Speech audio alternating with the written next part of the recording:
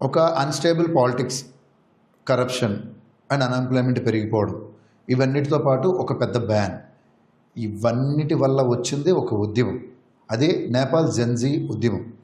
So ఇవాల్టి topic దాని గురించే. So welcome to Chaitu chronicles, welcome to Chaitu chronicles family. సాధారణంగా నేపాల్లో ఉన్నటువంటి అన్‌స్టేబుల్ పాలిటిక్స్ వల్ల, అలాగే అన్‌ఎంప్లాయ్‌మెంట్ వల్ల, అక్కడున్న అవినీతి వల్ల అక్కడున్నటువంటి యంగ్ జనరేషన్ ఎవరైతే ఉన్నారో వాళ్ళు చాన్నాళ్ళుగా బాధపడుతూ వస్తున్నారు. వాళ్ళు అది స్పెషల్గా చెప్పాలంటే 1997 తర్వాత పుట్టిన వాళ్ళు జెన్‌జెడ్. సో ఈ కేటగిరీ పీపుల్ చాలా అంటే వాళ్ళ సఫర్ వేరే లెవెల్లో ఉంది.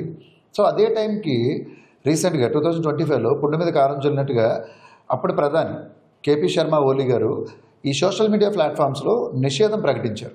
లైక్ ఇన్స్టాగ్రామ్, ఫేస్బుక్, టిక్టాక్ ఇలాంటి ఒక 26 సోషల్ మీడియా ప్లాట్ఫామ్స్ని బ్యాన్ చేశారు. బికాజ్ వీళ్ళు అక్కడున్న సోషల్ మీడియా ప్లాట్ఫామ్స్ యూజ్ చేసుకుని గవర్నమెంట్కి అగెనిస్ట్గా పోస్టులు పెడుతున్నారు, ఇది ముందుకెళ్తే ఇబ్బంది ఎదుర్కొంటామని చెప్పి ఆయన దాన్ని స్టాప్ చేయడం జరిగింది.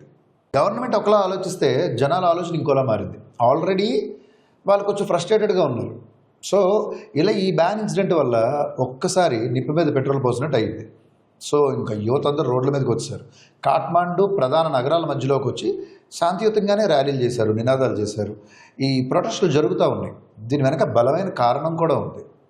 సాధారణంగా బలమైన కారణం అనే దానికన్నా బలమైన వ్యక్తి ఒకరు ఉన్నారు అని మనం మాట్లాడుకోవడం బెస్ట్. ఎందుకంటే ఆయన పేరే జెన్సీ. ఈయన బేసిక్గా ఒక ర్యాప్ సింగర్ నేపాల్లో. కానీ ఆయన ఈ జెన్‌జెడ్ ఉద్యమంలో ఒక కీలకమైనటువంటి వ్యక్తి. సాధారణంగా ఆయన మధ్యతరగతి కుటుంబంలో పుట్టిన ఈ ర్యాప్ సామ్రాజ్యాన్ని ఏలుతున్నాడు అక్కడ నేపాల్లో. ఆయన రీసెంట్గా పాడినటువంటి బలిదాన్ అనే ఒక ఆల్బమ్ వల్ల చాలామంది ఇన్స్పైర్ అయిపోయారు గట్టిగా. ఆల్రెడీ ఫ్రస్ట్రేషన్లు ఉన్నారు. దానితోడు ఈ సాంగ్ ఎలాగంటే తెలియని ఒక ఉత్తేజం తీసుకొని వచ్చింది. ఆ ఉద్యమాన్ని ఇంకా ముందుకు తీసుకెళ్ళడానికి బలమైన కారణంగానే మారింది. జెమ్స్ ఎవరైతే ఉన్నారో ఈయన పుట్టిన ప్రదేశం పొఖారా.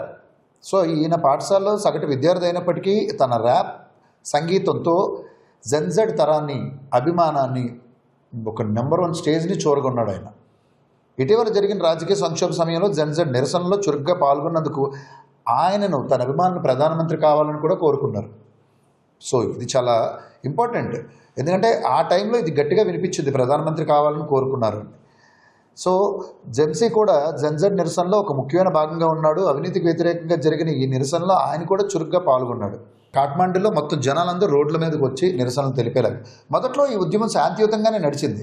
కానీ ఒక సర్టెన్ టైం తర్వాత పోలీసులు రబ్బర్ బుల్లెట్లు వాడడం, లాఠీచార్జ్ చేయడం, టియర్ గ్యాస్ వాడడం, దీనివల్ల కొంచెం ఉద్రిక్తగా మారింది. ఈ నేపథ్యంలో నిరసన జరుగుతుంది, ఉద్యమంగా మారింది. ఈ పర్టికులర్ టైంలో సెప్టెంబర్ 8, 2025 పరిస్థితి మరింత భయంకరంగా మారింది. ఆ టైంలో పోలీసు వాళ్ళు కూడా ఒరిజినల్ బుల్లెట్సే వాడారు. యువత ఏం తక్కువ చేయలే. వాళ్ళు కూడా రాళ్ళు విసరడం, గవర్నమెంట్ వెహికల్స్ తగలబెట్టడం, ఇలా ఒక్కరోజు సెప్టెంబర్ 8, 2025 చాలా తీవ్రమైనటువంటి ఉద్యమంగా మారిపోవడం వల్ల ఆ ఒక్కరోజు 19 మంది పోలీసులు, విద్యార్థులు మరణించడం జరిగింది.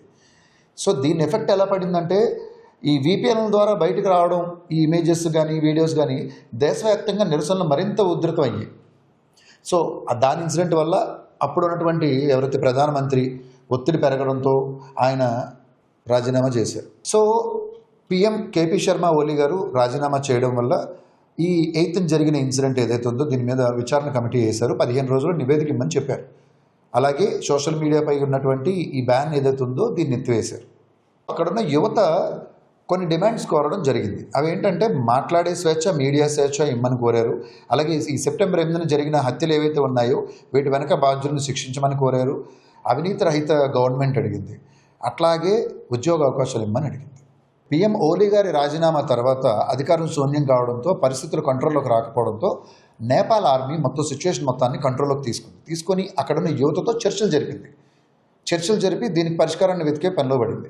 అప్పుడు వినిపించిన బలమైన పేరు సుశీలా కార్గి. ఈవిడ నేపాల్లో తొలి మహిళా న్యాయమూర్తి. అక్కడ యువత రాజకీయాలపై ఆధారపడని నిష్పక్షపాత నాయకత్వం కావాలని స్పష్టంగా చెప్పారు. ఒక్కసారిగా నేపాల్లో పరిస్థితులు మొత్తం మారిపోయాయి. అది ఎలా అంటే ఒక పక్క రాజకీయ సంక్షోభం, ఇంకో పక్క ఈ వర్షాల వల్ల, వరదల వల్ల కొండచర్యలు విరిగిపడి 240 మంది ప్రాణాలు కోల్పోవడం జరిగింది. సో ఇలాంటి పరిస్థితిని, విపత్కర పరిస్థితిని నేపాల్ ఎదుర్కొంది. ఇలాంటి సందర్భంలో ఈ ఇన్సిడెంట్ని అరబ్ స్ప్రింగ్ మూవ్మెంట్గా వర్ణించాయి. అలాగే గ్లోబల్గా కూడా లైక్ హ్యూమన్ రైట్స్, ఎంఎన్సీ లాంటి సంస్థలు కూడా ఏవైతే ఒరిజినల్ బుల్లెట్స్ యూజ్ చేశారో పోలీస్ వాళ్ళు దాన్ని తీవ్రంగా విమర్శించాయి.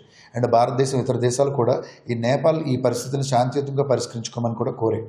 2025లో నేపాల్ తీసుకున్న ఈ సోషల్ మీడియా బ్యాన్ అనే ఒక డెసిషన్ వల్ల మొత్తం యువత బయటకు వచ్చింది, ఒక శక్తిగా మారింది, ప్రధానిని రాజీనామా చేసే పరిస్థితి తీసుకొని వచ్చింది. ఇది ఎలాంటి ఒక సందర్భం అంటే నేపాల్ భవిష్యత్ మార్గాన్నే నిర్ణయించే ఒక శక్తివంతమైన క్షణం అది. The final words is Nepal Gen Z protest.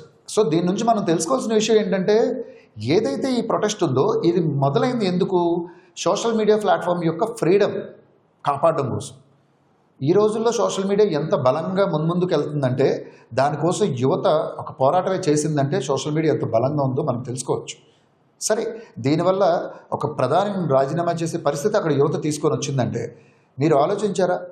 మున్ముందు భవిష్యత్తు ఎలా ఉండబోతుంది నేపాల్లో అనేది మనం మున్ముందు రోజుల్లో తెలుసుకుంటాం. కానీ ఒక యువత తలుచుకుంటే సాధించలేనిది ఏదీ లేదు. మనం దేనికోసం ఫైట్ చేస్తున్నాం, దేనికోసం పోరాటం చేస్తున్నాం, దేనికోసం నిలబడుతున్నాం అనేది చాలా ఇంపార్టెంట్. ఒక పర్టికులర్ ఇన్సిడెంట్ కోసం నువ్వు స్ట్రాంగ్గా నిలబడితే, యువత మొత్తం కదిలితే అది దేశ రాజకీయ భవిష్యత్తునే కాదు దేశ భవిష్యత్తును కూడా మారుస్తుంది. కాబట్టి stand up for the strong point. So ఇవాళ వీడియో ఇదే. థ్యాంక్ యూ సో మచ్ ఇప్పటివరకు ఈ వీడియో చూసినందుకు. జెన్జీ ప్రొటెస్ట్ ఏదైతే జరుగుతుందో ఈ పర్టికులర్ టైంలో ఒక ఇంట్రెస్టింగ్ ఇన్సిడెంట్ జరిగింది నా లైఫ్లో. యాక్చువల్గా నేను సెప్టెంబర్ 3న కొంతమందితో కలిసి నేపాల్ వెళ్ళాను. నేను చైత్ర ఎక్స్ప్లోర్ సంబంధించి కొంత కంటెంట్ తీసుకుందాం, లొకేషన్స్ చూద్దాం, ఇవన్నీ ఇలా ఒక ప్లాన్ చేసుకున్నాను. బట్ లాస్ట్ మూమెంట్లో డ్రాప్ అయిపోయాను. సో వాళ్ళు వెళ్ళారు. వెళ్ళిన తర్వాత ఈ ప్రొటెస్ట్ వల్ల వాళ్ళు చిక్కుకున్నారు అక్కడ. వాళ్ళు ఏమైపోయారో, ఎలా ఉన్నారో, ఏంటి అన్న కంగారు అయితే ఉంది నాకు. ద సేమ్ టైం అప్పుడు లోకేష్ గారు ఇమీడియట్గా ఆ ఇన్సిడెంట్ మీద ఇనిషియేటివ్ తీసుకొని ఒక స్పెషల్ ఫ్లైట్ వేసి వాళ్ళందరినీ సేఫ్గా తీసుకొని వచ్చారు. I felt happy for that. So అదొక ఇన్సిడెంట్ జరిగింది. లేదంటే మనం కూడా వాటిలో దెబ్బతిందాం.